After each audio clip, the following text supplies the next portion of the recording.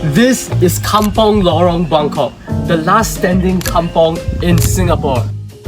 Before Singapore became the ultra-modern city we know today, much of the country looked like this. These are called kampongs, which means village in Malay. But rapid urban development changed everything. When our government decided to build HDBs, our kampongs slowly disappeared. Which leaves only one kampong left, so let's go there.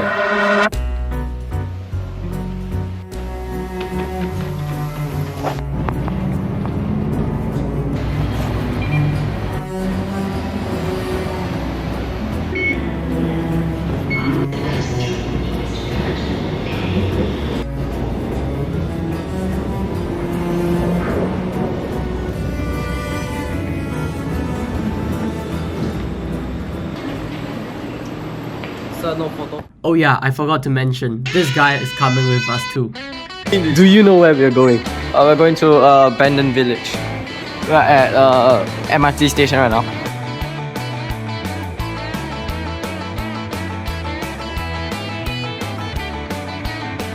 Have you ever seen a village in Singapore?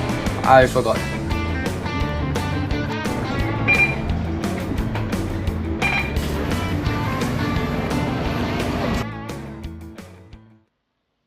So we're traversing across vast lands to get to that site which we're assuming is a village. As a matter of fact, that was not the village. It was an industrial area beside the village, and when we went inside, we almost got kicked out. Alright guys, after swimming across the river, we are finally on the opposite side. Oh yeah, here it is. This is the village. Oh yeah, it is. Kampung Lorong Buangkok. This is just someone's house.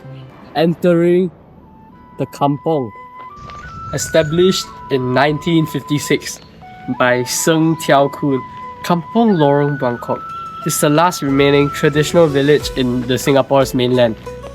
And the village now comprises of roughly 25 to 30 homes. There are 12 Chinese and 13 Malay families.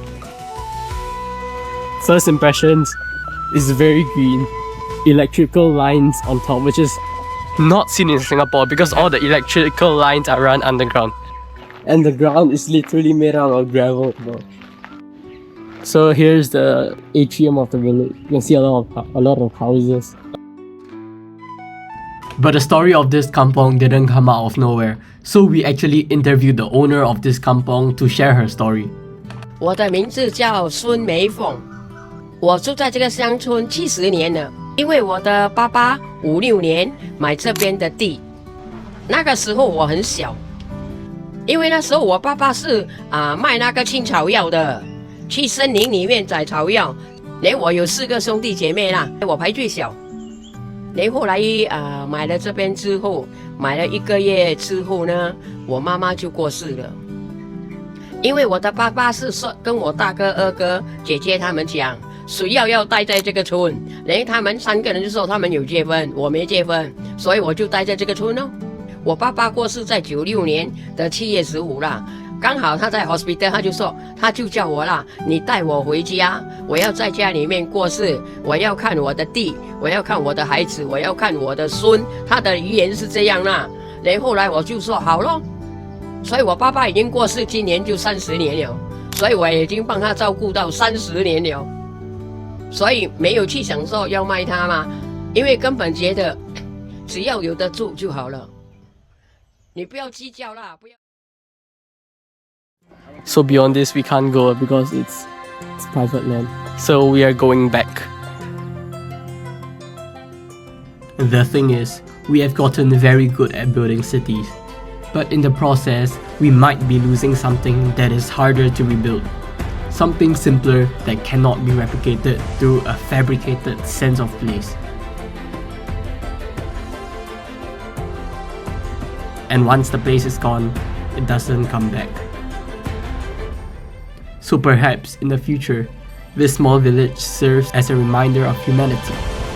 So maybe the question isn't how long this place will last, but whether we even know how to build something like this again.